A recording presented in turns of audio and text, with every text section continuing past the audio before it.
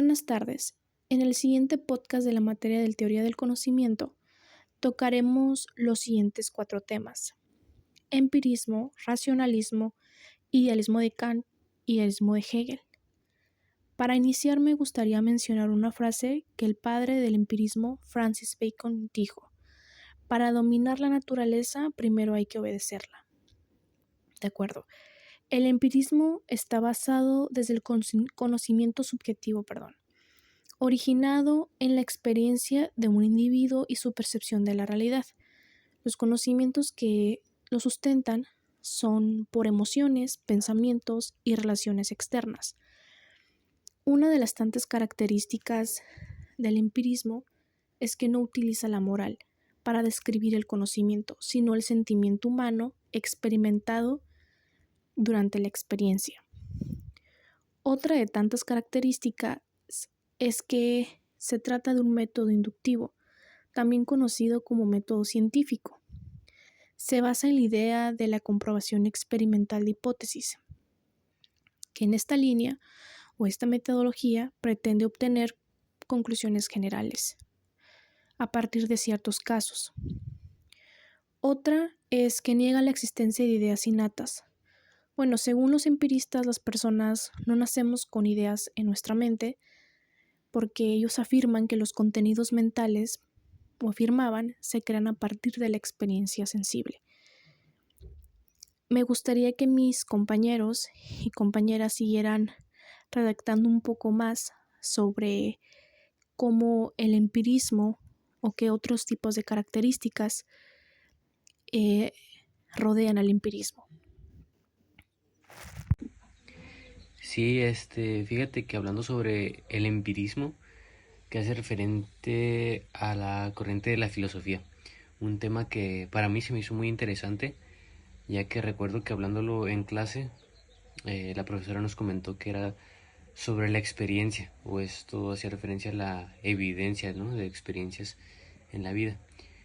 El empirismo es el conocimiento, es subjetivo, ¿no? Es la base en las experiencias de un individuo y también, pues podemos decir que se basa en una perspectiva de la realidad. Una de las características que a mí en lo personal se me hicieron muy interesantes fue que son a través de experiencias externas o internas.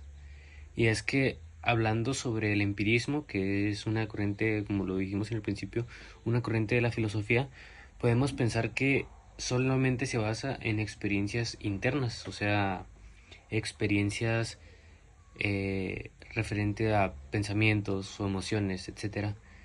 Pero no, eso también hace referencia a las experiencias externas, que se refiere a lo físico, lo material.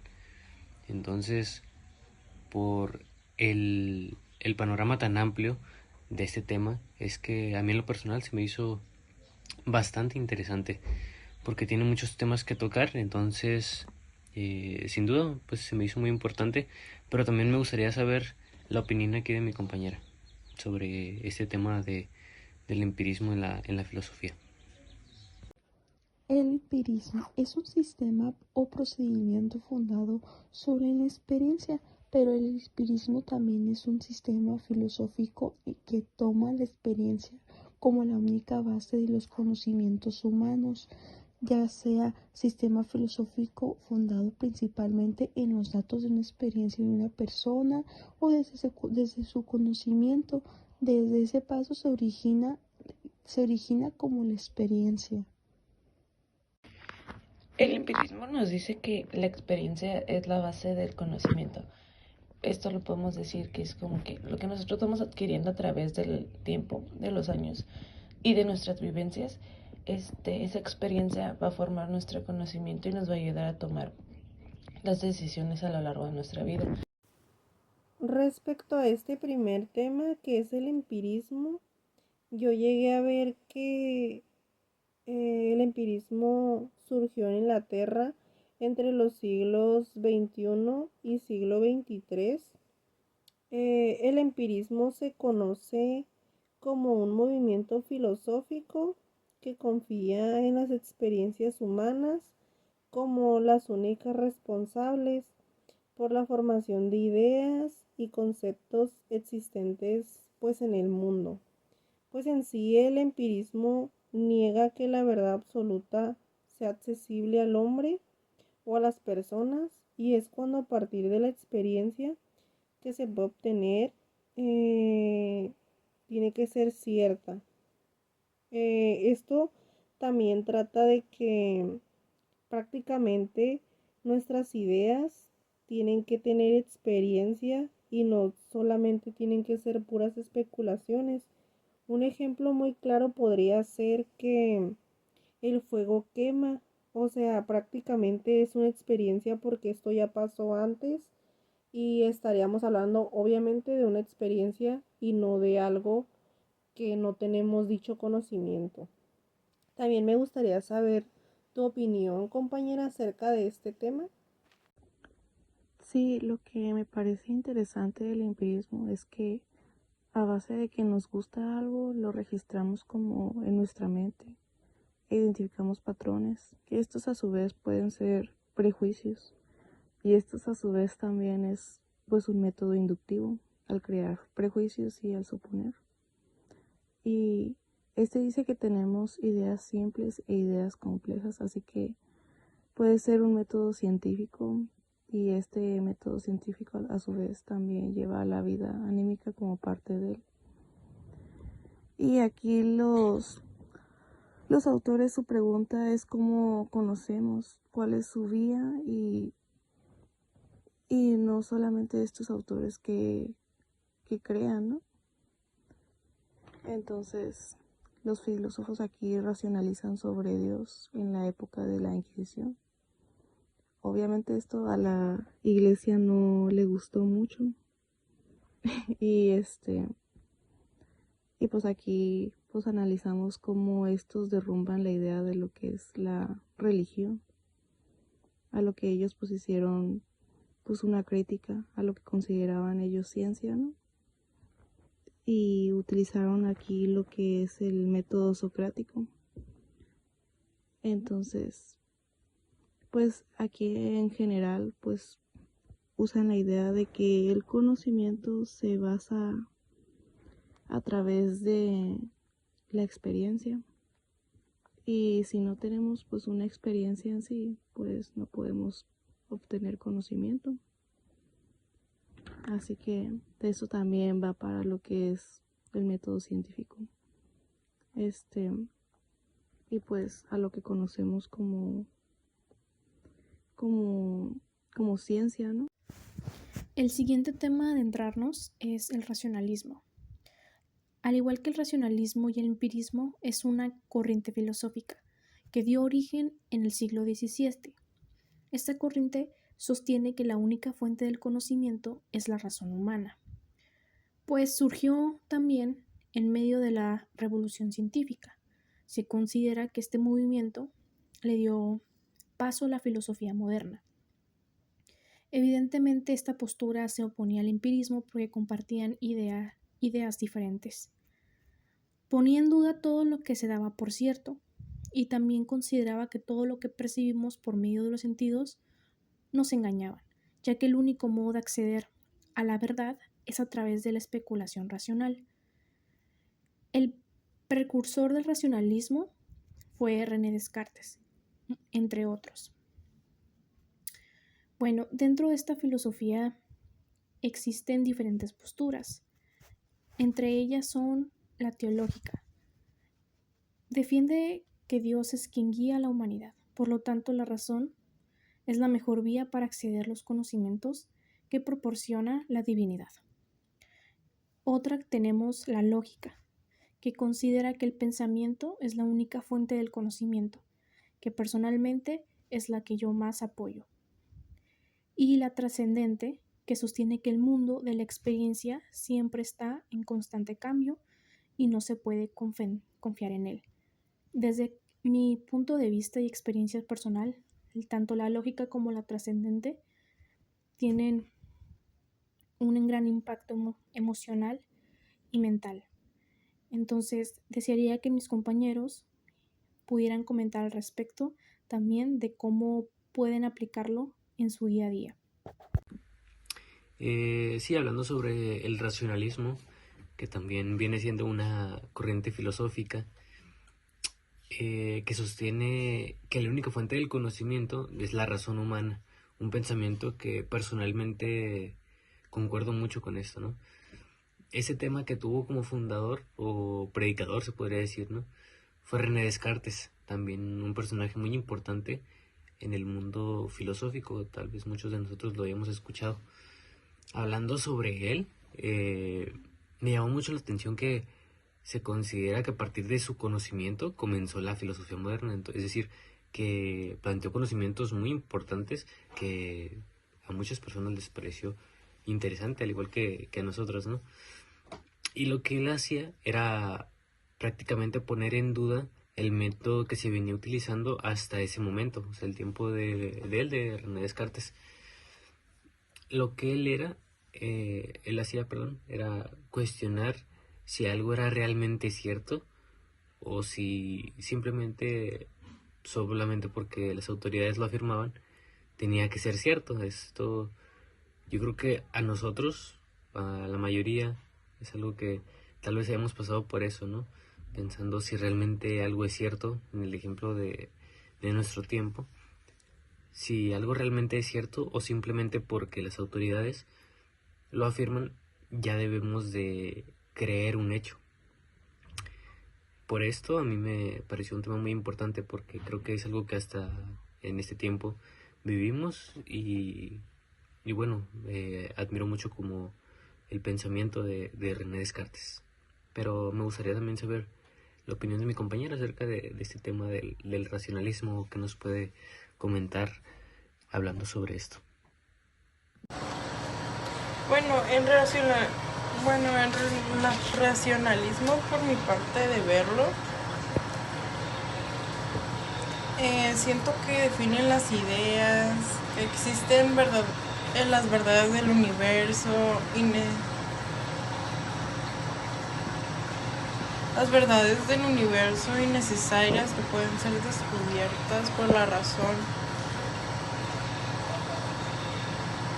Y es un concepto muy aparte del empirismo.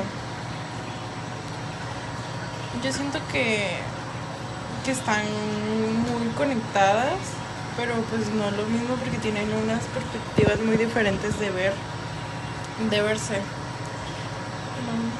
Bueno, un ejemplo de racionalismo en nuestro día a día sería en tomar decisiones, porque usamos la razón y la lógica. Y es una de las bases del racionalismo. La razón y la lógica es una base del racionalismo muy importante. Bueno, yo siento que es lo más importante de todas las ramas de la teoría. Y también como por ejemplo el resolver problemas, porque también usamos la razón y la lógica para argumentar lo que vamos a decir o lo que vamos a hacer o cómo vamos a tomar una decisión. Racionalismo. El racionalismo se define de la idea de que el conocimiento humano proviene de la razón. Quiere decir que es como una clave que una persona diga algo o se exprese de una manera y proviene de como de una razón, de que la persona tiene razón a nuestra capacidad para razonar. Esto constituye en sí mismo un cambio de pensamiento sustancial respecto a la Edad Media, en el tiempo de que fue la religión cumplía ese rol. Quiere decir que todos nosotros tenemos como conocimientos de nuestras ideas y eso es lo que nos hace un cambio de pensamientos sustanciales. El significado de la palabra razón proviene del latín rations, que significa razón. Para el racionalismo, la razón es la única fuente de conocimiento. El racionalismo es un movimiento filosófico que promueve la razón como principal facultad del conocimiento. Es la tendencia que conoce la razón como única fuente de auténtico conocimiento. Los racionalistas veían la ideal de la ciencia y las matemáticas, que consideraban una ciencia pura ajena a la experiencia. El racionalista se limita al racionalismo y abstracto. Además, el auténtico conocimiento comienza en las sensaciones humanas de aquello que promueve los órganos de los sentidos. Esta filosofía comienza con René Descartes y su expresión "pienso, por lo tanto existo".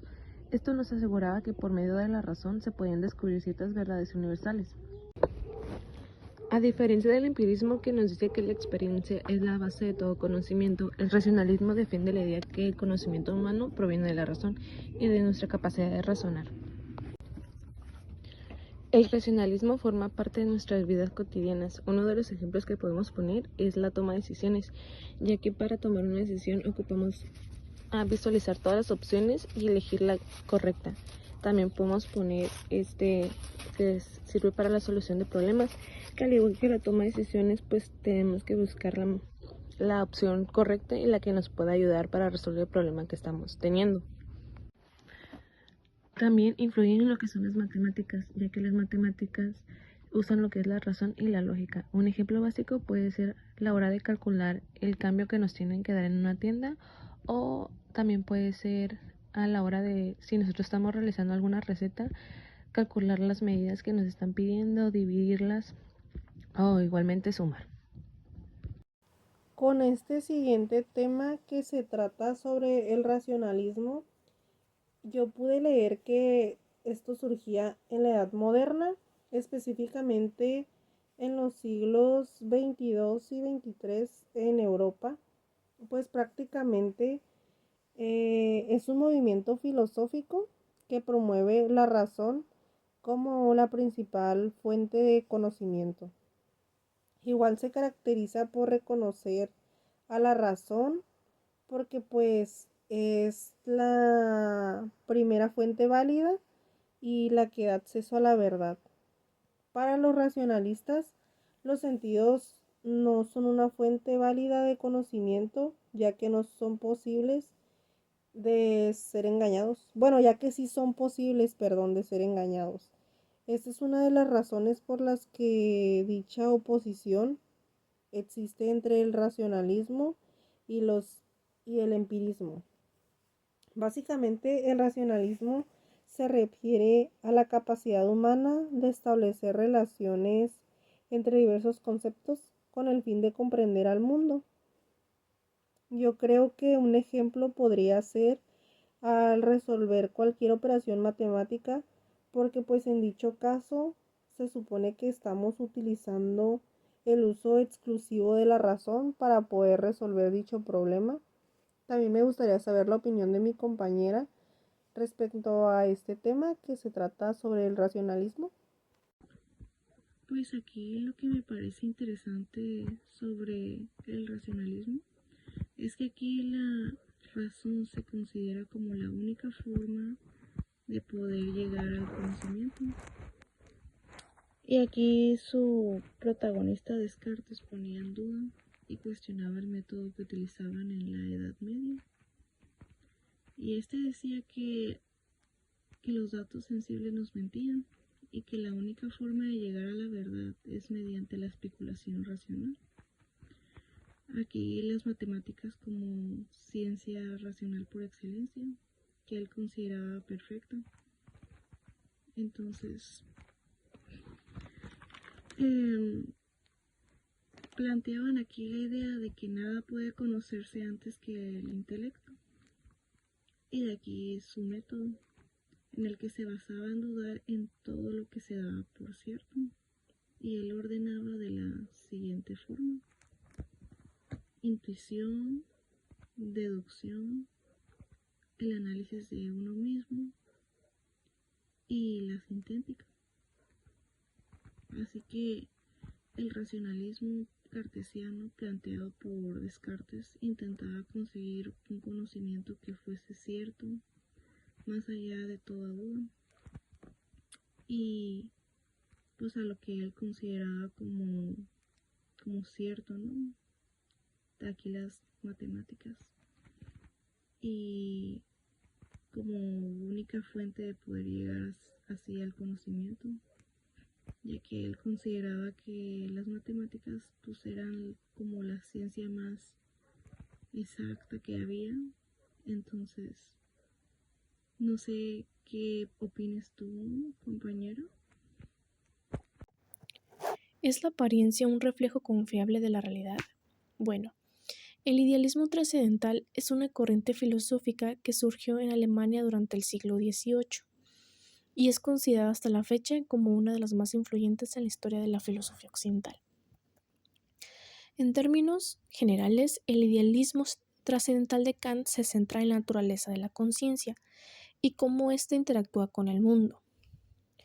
Una idea central, o la idea principal, es que la realidad no es conocida en sí misma, sino a través de las categorías mentales que la conciencia aplica a la percepción sensorial. Esto quiere decir categorías como conceptos, tiempo, espacio, casualidad, entre otras. A esto se le llama fenómenos. Los fenómenos es lo material que se percibe a través de los sentidos. Imagina que estás sentado en una silla. Te tomas el tiempo de tocarla. Tu cerebro sabe que estás tocando y también sabe probablemente de qué color sea la silla, ya sea negra o sea blanca. Esa es la forma en cómo nuestro cerebro trabaja, porque es la idea que tenemos a lo que estamos observando. Incluso si no lo observamos, lo podemos sentir. Esa es la capacidad neuronal que tenemos. Pero la realidad es que Kant menciona que el idealismo no niega la existencia de los objetos externos de los sentidos, sino únicamente que se los conozca por percepción inmediata. Podemos poner otro ejemplo como la película de Matrix, una película demasiado famosa que entrevé un mundo real y un mundo de mentira, en el cual en el mundo de mentira puedes sentir todo, puedes comer, la textura, los colores, una realidad que tu cerebro produce, pero la verdad es que tu cerebro solamente está siendo sobreestimulado para poder traer consigo esas ideas y crear ese escenario ficticio. El idealismo de Kant.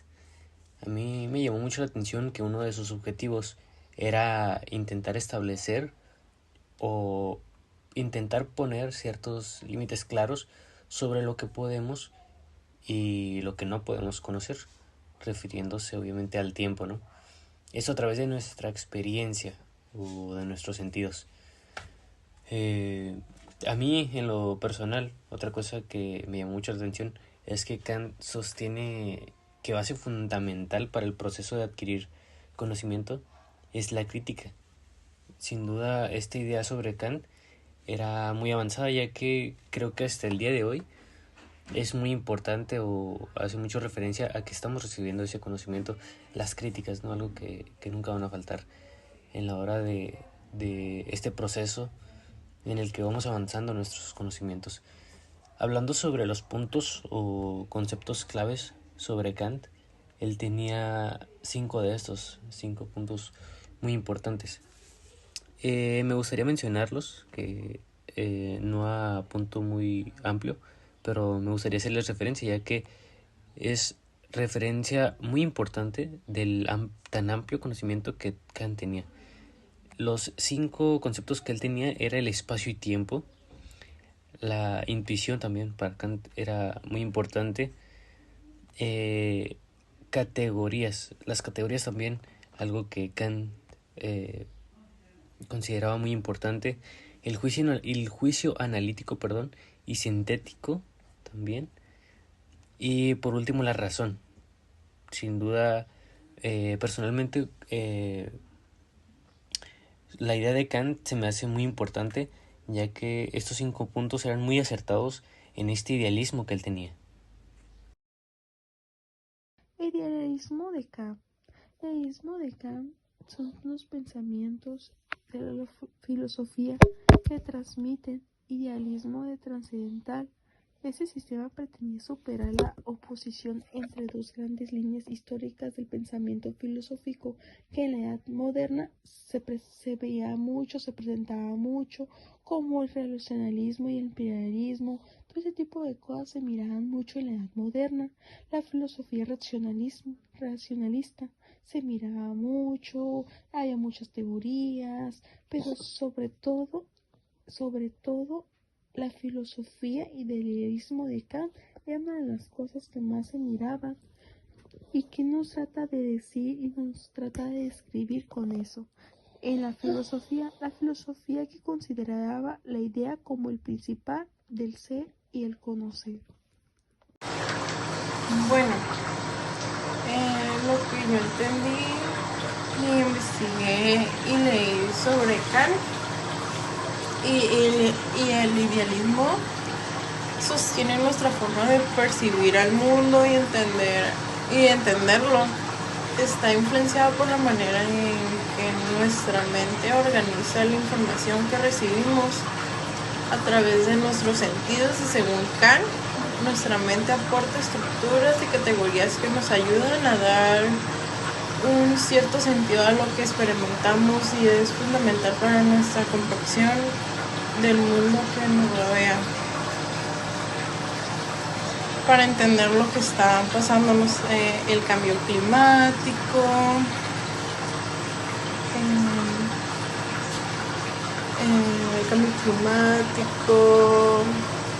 la sobrepoblación. Creo que es fundamental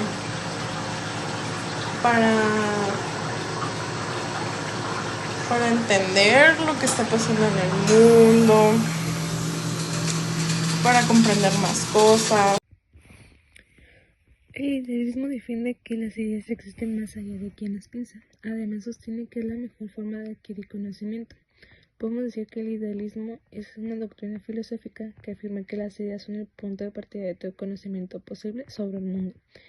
Tenemos lo que es el idealismo trascendental, que fue fundado por Kant y que sostiene que los objetos son el resultado del trabajo conjunto de la sensibilidad y la razón.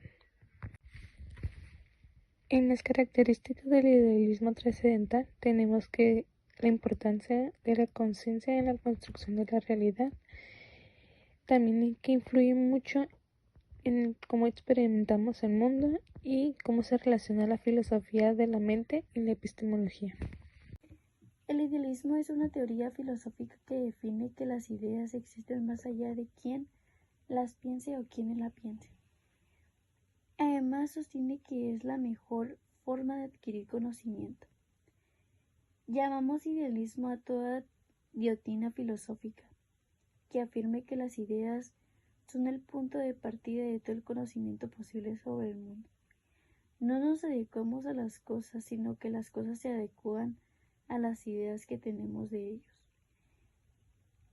El idealismo es una de las corrientes filosóficas más importantes que utilizamos los siglos. Muchos pensadores como Platón, Leibniz, Kant o Hegel adquieren a esta corriente. Más allá de particulares, los filósofos creen que las ideas son más verdaderas que las materias, al igual que los racionalistas.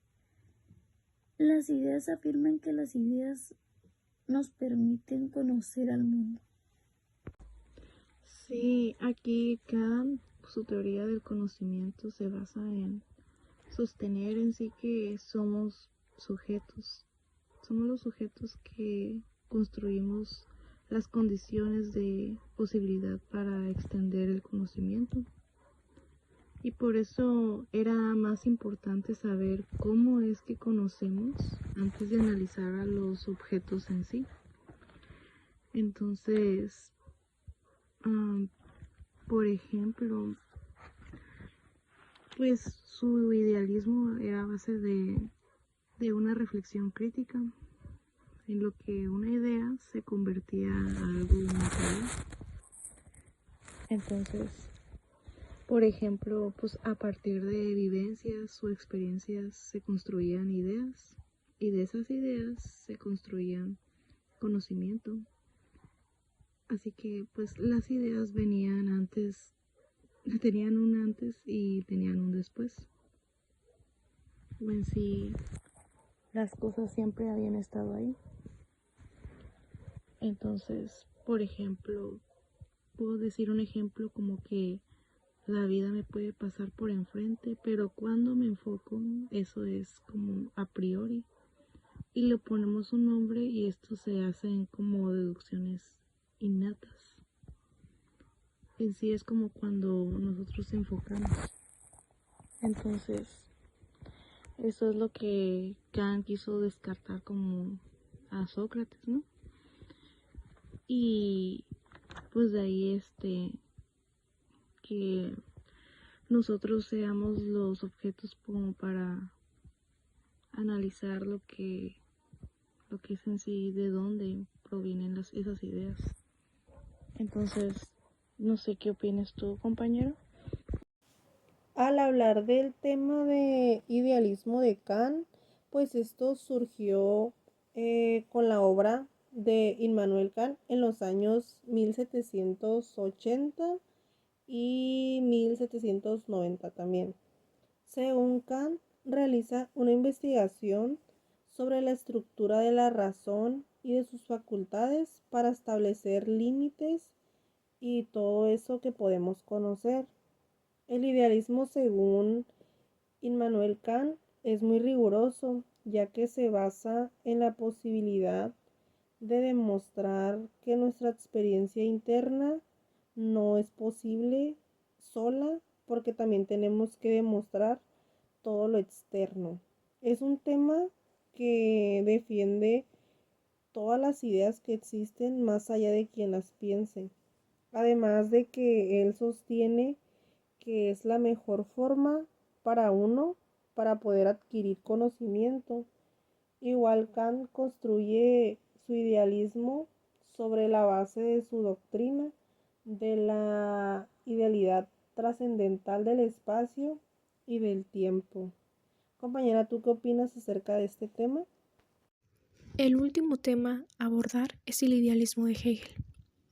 En la historia de la filosofía, Hegel se erige como el máximo representante del idealismo más radical y absoluto. ¿Por qué?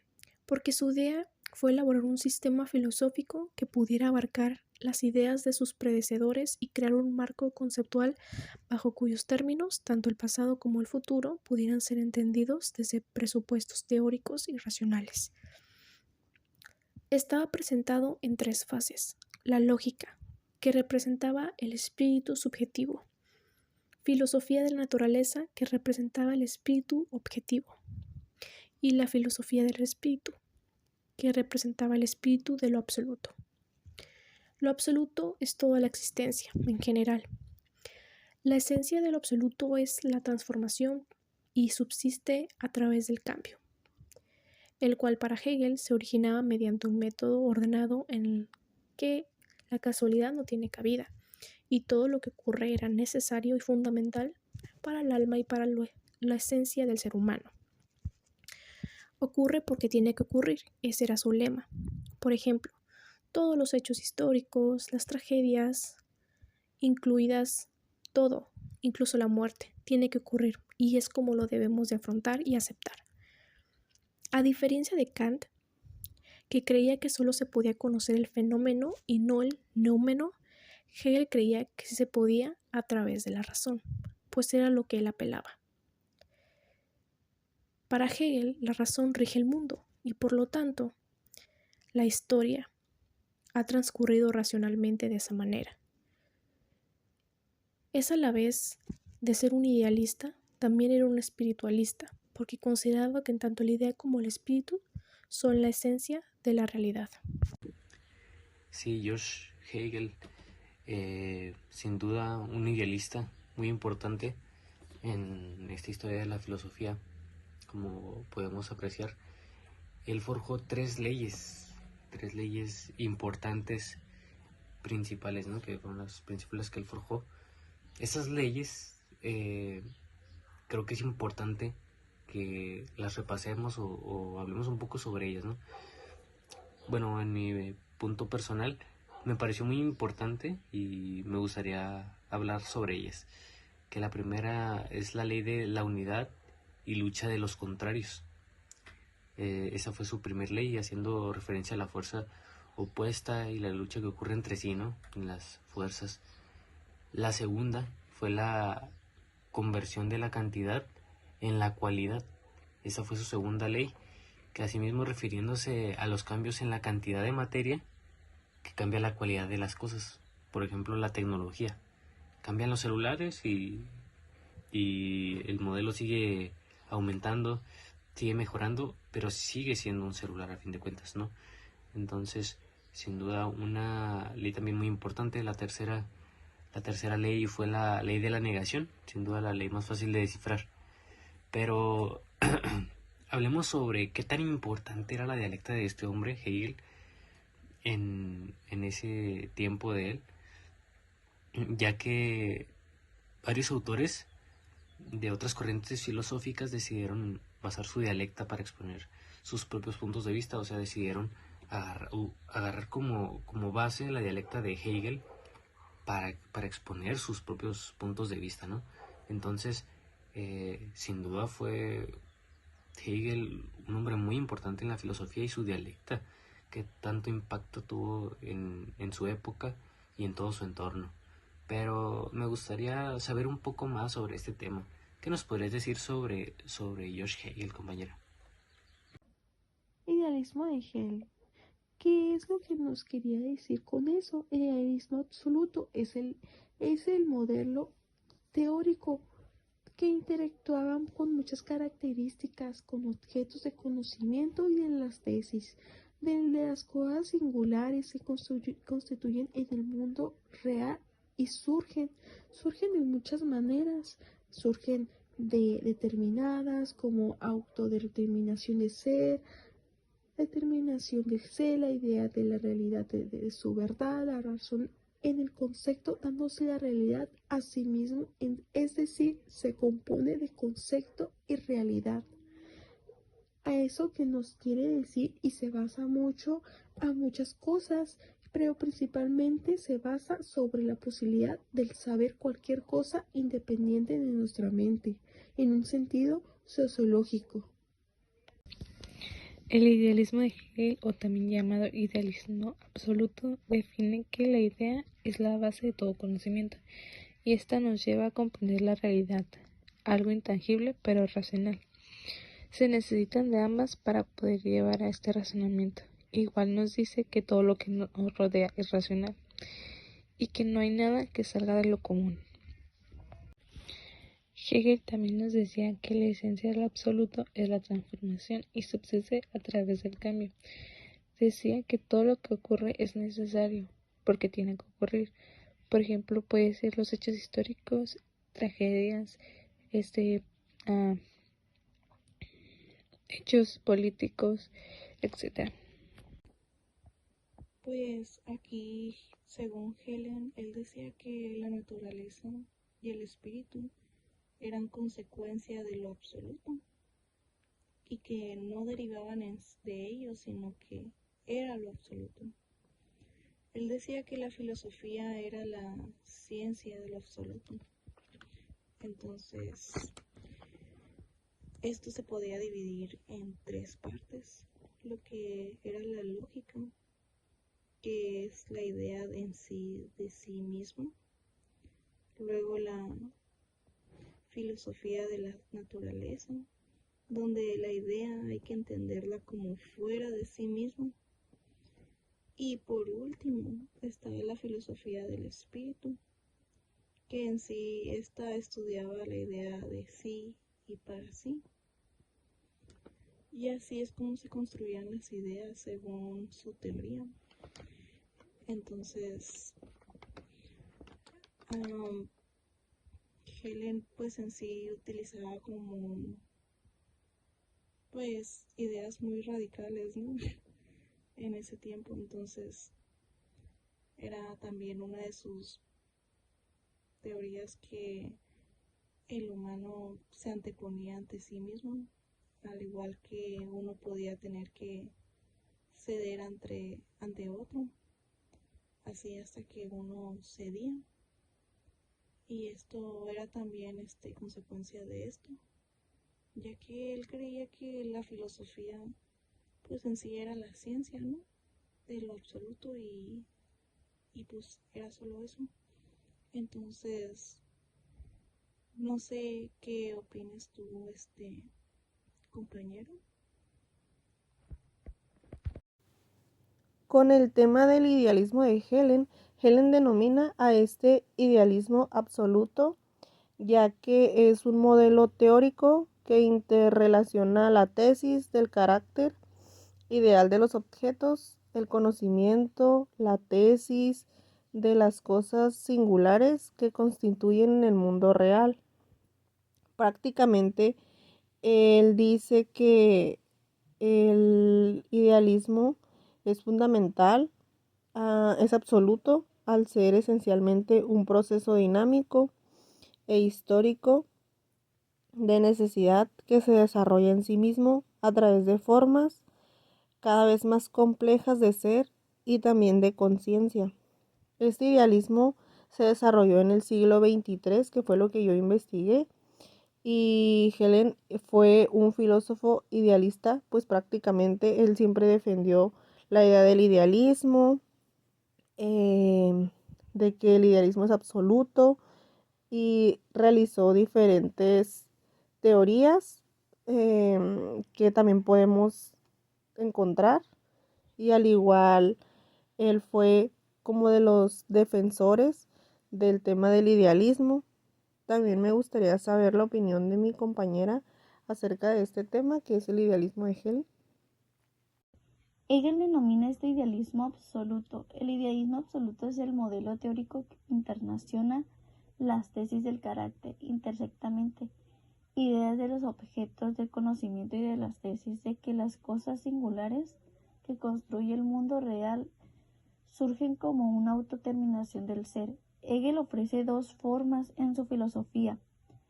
En últimos análisis completarios de caracterización al idealismo.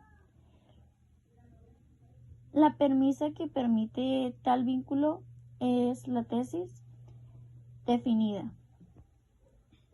Esta concepción define al paradigma general del realismo, el cual construye para Hegel como el anverso y reverso de un mismo modelo teórico, tanto que lo tradicionalmente ha sido entendido como realismo. Bueno, por lo que yo investigué del idealismo y lo que leí de Hegel, el idealismo se representa en diversas fases de la vida cotidiana, destacando la importancia de la mente y las ideas en la interpretación y realidad, como por ejemplo la cultura y el arte. Hegel se representa en la idea de que las obras de arte y las expresiones culturales de las ideas y conceptos en que se refleja la evolución de nosotros como seres humanos, y también en la educación, porque va evolucionando, se va ampliando, se adquieren nuevos conocimientos, ya sea científicos, matemáticos, médicos, y ahí el idealismo yo siento que nos ayuda a crecer como seres humanos y a crecer nuestro conocimiento con el día a día, porque pues todas estas ramas están conectadas de una cierta manera. Como tema adicional tenemos el escepticismo, que se conoce a la actitud de desconfianza o duda que se puede manifestar ante la verdad de algo. El escepticismo nace con el pensamiento de Pirrón, que se basó en la duda. El escepticismo nos hace dudar de todas las cosas que conocemos, los hechos, los fenómenos, y que afirman que la verdad no existe, y de existir el hombre no sería capaz de conocerla. Podemos decir que el escepticismo está presente en nuestras vidas cotidianas, ya que en ciertas circunstancias dudamos de las cosas que nos dicen nuestros amigos, conocidos, y es ahí cuando dudamos de que sí lo que nos están diciendo es verdad. Entonces, esta rama de filosofía sí se puede aplicar en la vida. El escepticismo, un tema sin duda importante, ¿no? Interesante. Hablando sobre el escepticismo, o puede que exista una persona escepticista, haciendo referencia a esto, que viene siendo una corriente, ¿no? Que niega que exista la verdad objetiva, dudando así de lo que le rodea.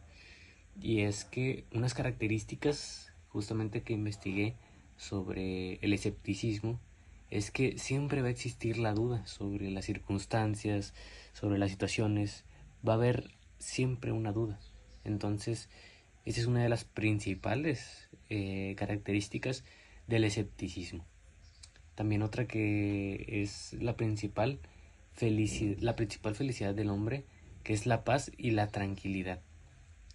Esa también me pareció muy importante porque por lo regular ese tipo de personas evade situaciones que puedan menear su tranquilidad. Por ejemplo, en el caso de dos personas que discuten sobre si algo es verdad o no, la tercera persona, si es escepticista, por lo regular no se introduce en esa conversación porque sabe que puede molestar su tranquilidad. Esa es una persona escepticista, ¿no? Hablando sobre este tema que provoca que la desconfianza de la existencia de una verdad objetiva, es decir, como desconfían si existe una verdad objetiva. Se podría decir que es lo contrario del dogmatismo, ya que en el dogmatismo pues existe, más bien no existe la menor duda de que lo que dice es verdad, pero en el escepticismo existe una gran duda de esta verdad subjetiva, ¿no? Entonces, un tema que creo que es muy importante, ya que hasta el día de hoy es un tema que podemos ver, ¿no? Entonces me pareció muy interesante este tema, pero me gustaría también saber tu opinión, compañera. ¿Qué nos podrías aportar o platicar sobre este tema del escepticismo? El escepticismo es un sentido amplio, es en generalmente cualquier actitud de duda hacia el conocimiento de algo, hacia esto, hechos, opiniones y creencias. Son las opiniones de cada persona, las creencias, los pensamientos, todo ese tipo de cosas que una persona puede transmitir y sentir. A lo que podríamos también coincidir y decir en forma filosófica que expresa la duda en la posibilidad de lograr la verdad objetiva. Ante cada cosa son admisibles dos opciones que se incluyen mutuamente: la afirmación y la negación de cada persona. Pueden hablar, tener comunicación entre ambas y pensar y dar sus opiniones. También es como algo que puede existir y que en caso de que no exista, el ser humano es incapaz de conocerla. Por eso a veces nosotros como seres humanos y como personas que a veces interactuamos, a veces nos expresamos de diferentes cosas, aceptamos la duda y todo lo que nos dicen. Analizamos los datos y también determinamos buscar alguna eficacia examinando comportabilidad con otros principios generales establecidos y consecuencias de cada persona. Pues al nosotros saber que el escepticismo es una corriente filosófica que niega que exista la verdad objetiva, dudando de todo, incluso de lo que parece innegable y evidente. Los escépticos necesitan comprobar a través de la experiencia la autenticidad del testimonio que reciben, también con argumentos. Entonces, Así también se puede decir que este es lo contrario del dogmatismo. Así que siempre va a existir la duda. Y este dice que la verdad no existe, y si lo existiera no hay posibilidad de conocerlo. Así que en sí pues nunca hay una verdad en sí. Entonces, para un escéptico siempre va a dudar de lo que le dicen, y siempre va a dudar a partir de eso, y esta persona busca la verdad hasta ella poder comprobarlo, ¿no? Entonces, eso también da mucho que pensar, que también nosotros podemos ser escépticos en muchas cosas, y siempre que alguien más nos diga algo, siempre dudar de ello hasta nosotros comprobarlo por nosotros mismos, que lo que está diciendo esta persona sea cierto y sea verdad, y nosotros seamos conscientes de lo que nos están diciendo. Entonces es muy interesante pues el tema porque pues nosotros también podemos experimentarlo en vida propia, ¿no? Lo que pasa en nuestras vidas, y pues llevar así el escepticismo a nuestras vidas, ¿no? En nuestro día a día. Entonces, no sé qué opinas tú, compañera. Finalizando con el tema del escepticismo, el escepticismo es una corriente filosófica que desconfía de la verdad y pone en suspenso la posibilidad de conocerla. Llegué a ver que existen dos fundadores, que son Pirrón y Timón, que son los que defienden y mantuvieron su función central a lo largo de toda la historia.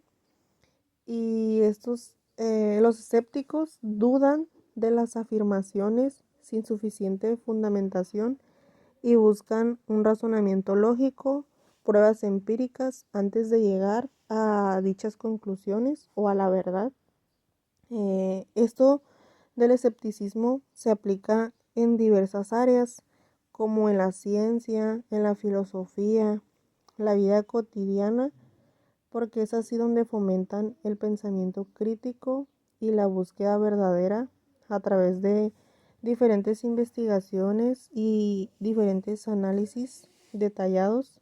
Un ejemplo podría ser un ejemplo de lo que es una persona escéptica podría ser cuando esta persona dice, o dichas personas dicen, siento frío, ya que dicen siento frío en lugar de decir hace frío, ya que esas personas solo pueden saber lo que él o esa persona siente, porque no tiene frío o calor, solo puede saber lo que ella siente y no puede como que hablar por los demás, porque obviamente no lo sabe. Estaría hablando de algo propio, y esto podría ser un ejemplo de lo que es una persona escéptica. También me gustaría saber la opinión de mi compañera respecto a este tema. Por último, tenemos escepticismo. Se originó en la antigua Grecia en el siglo IV a.C. Gran parte de lo que se sabe del escepticismo se debe a los trabajos de Cicerón y de Agustín de Hipona. Ambos coinciden en el escepticismo. Ellos fueron fieles seguidores de Pirrón de Elis, que es el padre del escepticismo. Los pirrónicos, como así se les llamaban, se opusieron a las inquietudes filosóficas y dogmáticas, ya que el dogmatismo es una corriente de pensamiento contraria al escepticismo. Es una actitud que no acepta cuestionamiento ninguno ni ofrece evidencias respecto a lo que se acepta o se defiende de ellos. Algunos representantes del escepticismo fueron Pirrón, que es el padre; Timón el Silógrafo, fue un filósofo griego y poeta satírico que fue discípulo de Pirrón; y Luciano Samosata, que fue un escritor romano de origen sirio. Las características básicas o simples del escepticismo consiste en que siempre va a existir la duda y que no existe la posibilidad de que haya un verdadero conocimiento. ¿Por qué esto? Bueno, Toda la vida nos han enseñado que lo que nos enseñan en la Biblia o lo que nos enseñan en ciertas creencias, en nuestras culturas, incluso en opiniones personales, es como una verdad absoluta y las personas particularmente lo defienden como si lo fuera. Y la realidad es que no, o sea, tenemos un pensamiento propio, un criterio propio, y gracias a eso podemos compartir conocimientos amplios y no limitarnos a creencias que en algún punto pueden llegar a ser absurdas.